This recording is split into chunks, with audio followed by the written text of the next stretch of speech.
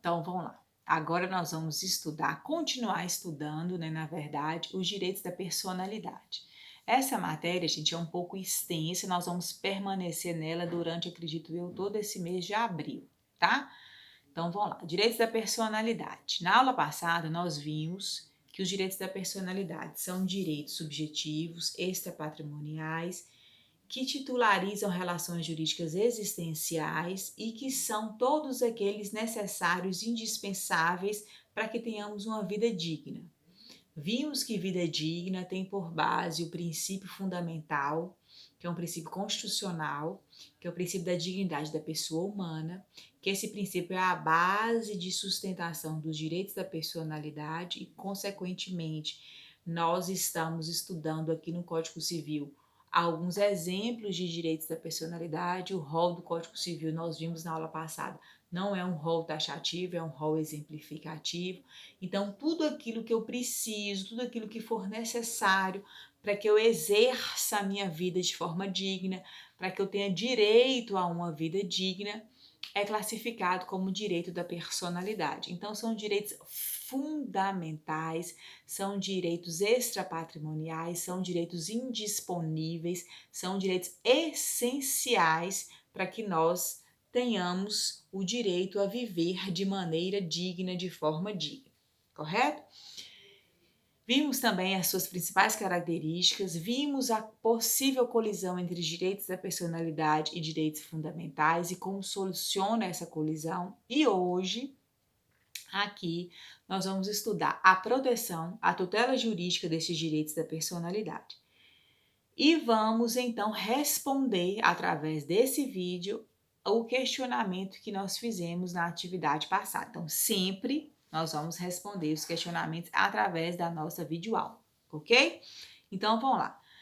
Tutela, proteção dos direitos da personalidade. Aqui nós precisamos saber o seguinte: o Código Civil, no artigo 12, traz duas formas de proteção do direito da personalidade. Nós podemos proteger os nossos direitos da personalidade com base no artigo 12 de duas formas: através de uma tutela preventiva, que é uma proteção específica aos direitos da personalidade, e uma tutela repressiva, que ela podemos dizer que é uma tutela compensatória, que é uma tutela inibitória para que aqueles direitos da personalidade não sejam violados. Então, Cris, quando um direito da personalidade seu for violado, nasce para você o direito de proteger esse direito da personalidade que foi violado. Como que você protege? Você pode proteger de duas formas: através de uma proteção preventiva,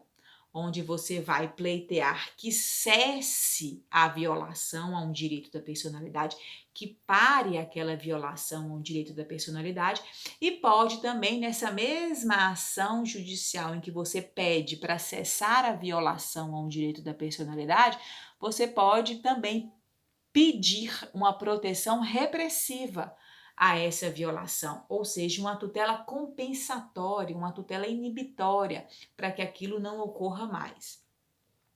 Um exemplo que é fácil da gente visualizar: suponhamos que alguém indevidamente faça a inserção do nome de um cliente nos serviços de proteção ao crédito. Então, alguém, de forma indevida, faz a inserção do seu nome nos serviços de proteção ao crédito, no SPC, por exemplo. E em razão dessa inserção indevida, você sente que aquilo gerou um abalo à sua moral, à sua honra, por exemplo, correto? Cris, a pessoa então indevidamente ela coloca, né, o meu nome, insere o meu nome no cadastro de maus pagadores, por exemplo. O que eu posso fazer? O que isso acarreta? Isso é uma violação a um direito da personalidade. O direito ao nome, o direito à honra, o direito à boa fama é um direito da personalidade, correto? Se alguém insere indevidamente o seu nome em um cadastro, por exemplo, de proteção ao crédito, você tem uma forma de proteger esse direito de várias formas. A primeira delas e a principal seria uma tutela de proteção, uma tutela preventiva, ou tira o meu nome do cadastro de proteção ao crédito. Então, retira o meu nome que foi inserido indevidamente. A primeira coisa que você pede. Além disso, nessa mesma ação, o que você vai pedir? Doutor, além de retirar o meu nome que foi inserido indevidamente, eu também quero uma indenização, ou seja, uma tutela repressiva, uma indenização compensatória para que essa pessoa aprenda a nunca mais inserir indevidamente o nome de alguém em um cadastro de proteção ao crédito. Correto? Então você pede duas coisas: que retire, é a tutela preventiva, a proteção ao seu direito, e que fixe uma indenização em razão dessa violação que foi feita, que seria a tutela repressiva, a tutela compensatória, certo? Então, duas formas de proteger. Importante também, muitos autores falam da autotutela da proteção dos direitos da personalidade, que é você proteger os seus direitos da personalidade com as suas próprias forças, desde que você haja com proporcionalidade e imediatidade, tá? Outro ponto importante aqui é a gente falar dos chamados danos extrapatrimoniais, que podem ocorrer sempre que haja uma violação aos direitos da personalidade. Então, quando o seu direito da personalidade for violado, essa violação pode gerar danos patrimoniais, você pode perder, por exemplo, um contrato que você estava celebrando, mas em razão da violação de um direito da personalidade, você perdeu a possibilidade de celebrar esse contrato. Por exemplo, a empresa que estava te contratando desistiu, é um dano patrimonial. Mas além de um dano patrimonial, você também pode sofrer os chamados danos extrapatrimoniais, que é aquele que nós chamamos de dano moral, certo? Esses danos extrapatrimoniais, esses danos morais, para que você tenha direito a receber uma indenização monetária em razão desses abalos, desses danos morais, você não precisa comprovar dor, você não precisa comprovar sofrimento, não há necessidade de comprovar o vexame.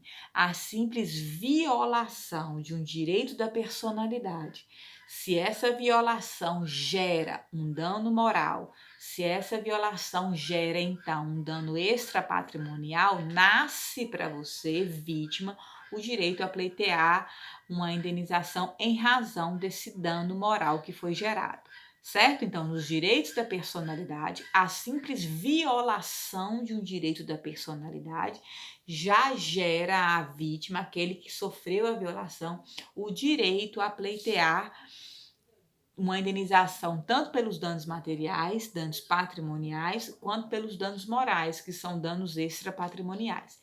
E nos danos morais extrapatrimoniais, eu não preciso comprovar dor, sofrimento, vexame, não. A simples violação já gera um dano moral, já gera um dano já pode gerar um dano extrapatrimonial, já pode gerar uma indenização por dano moral. E quando a gente fala dano moral, não necessariamente tem que ser aquele dano moral específico, a honra, por exemplo. O dano moral, ele ocorre na violação da imagem, ele ocorre na violação da privacidade, ele ocorre na violação da integridade física, tá?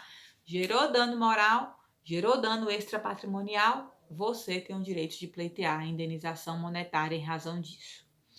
Outro ponto dentro de proteção dos direitos da personalidade está a chamada proteção dos direitos da personalidade e os lesados indiretos. A gente encontra isso no parágrafo único do artigo 12 do Código Civil. Então, o artigo 12 do Código Civil é o artigo que trata da proteção dos direitos da personalidade. Esse artigo 12, para a gente entender esse parágrafo, nós temos que entender o seguinte. Lembre que nós falamos que os direitos da personalidade são intransmissíveis, são vitalícios, ou seja, eles se extinguem com a morte do titular desses direitos. Então, eu, Cristiane, tenho meus direitos da personalidade. No momento em que eu falecer, extingue comigo os direitos da personalidade, porque eles são personalíssimos. Só que a lei traz a proteção dos chamados lesados indiretos, que são aquelas pessoas que indiretamente sofrem a violação de um direito da personalidade, que não são praticados contra elas especificamente, são praticados contra outras pessoas, mas que surtem efeitos em relação a terceiros. Onde a gente consegue ver isso? O artigo 12, ele fala o seguinte: o direito, a violação do direito à imagem, a violação do direito à honra, por exemplo, da pessoa morta. Então, a pessoa falece, com ela extingue-se os direitos da personalidade. Mas suponhamos que alguém, de forma indevida, começa a usar da imagem dessa pessoa falecida, começa a ferir a honra, começa a ferir de forma indireta direitos da personalidade dessa pessoa falecida. Cris, já que a pessoa faleceu, qual que é a regra? Ela não teria tutela jurídica dos direitos da personalidade, porque os direitos da personalidade seriam extintos com ela. Isso, perfeitamente. Só que a lei permite a proteção dos lesados indiretos. Quem seriam os lesados indiretos? Os ascendentes, os descendentes, o cônjuge, o companheiro e os colaterais até o 4º grau dessa pessoa falecida. Então, se alguém indevidamente viola um direito da personalidade de alguém que já faleceu, correto? Se eu estiver no rol do artigo 12, ou seja, se eu sou cônjuge, se eu sou companheiro, se eu sou ascendente, se eu sou descendente, ou se eu sou colateral até o 4º grau desta pessoa falecida, eu posso ajuizar uma ação pedindo a proteção dos direitos da personalidade, porque eu fui uma lesada indireta, certo? Então, eu estou ajuizando a ação com base nesse dano reflexo, certo? Viola-se um direito da personalidade da pessoa falecida e indiretamente essa violação gera um efeito em um desses lesados. Qualquer um desses lesados pode ajuizar a ação e pedir a proteção desses direitos da personalidade. Só toma um cuidado. Quando eu estou falando especificamente do direito à imagem, certo? O artigo 20 do Código Civil, ela traz ela diminui, ela estreita esse rol dos lesados indiretos. Então, se o direito da personalidade do morto que está sendo violado é a imagem, os lesados indiretos só podem ser cônjuge, companheiro, ascendente e descendente. Os colaterais não teriam direito a ajuizar a ação de proteção dos direitos da personalidade como lesados indiretos se o direito que foi violado foi o direito à imagem, correto? O artigo 20 restringe o rol. Para Cristiano Chaves, esse rol dos lesados indiretos deve ser um rol exemplificativo. Para ele, os lesados indiretos não podem ser apenas cônjuge, companheiro, ascendente e descendente, não. Eu precisaria estender esse rol a outras pessoas. Por quê? Ele defende que esse rol é exemplificativo. Eu posso ter um vínculo afetivo com outra pessoa, com essa pessoa que faleceu, e não ser nem seu cônjuge, nem seu companheiro, nem seu descendente, nem seu ascendente, mas ser um amigo. E eu poderia, então, ajuizar essa ação pedindo a proteção dos direitos da personalidade, tá? Então, os lesados indiretos são aquelas pessoas que sofrem indiretamente um prejuízo em razão da violação de um direito da personalidade de outrem. Então, a pessoa morta, a pessoa já falecida, alguém viola o seu direito da personalidade. Nesse momento, nasce aos lesados indiretos, que é aquelas pessoas previstas no artigo 12, no artigo 20, o direito à proteção a essa violação dos direitos da personalidade. Certinho?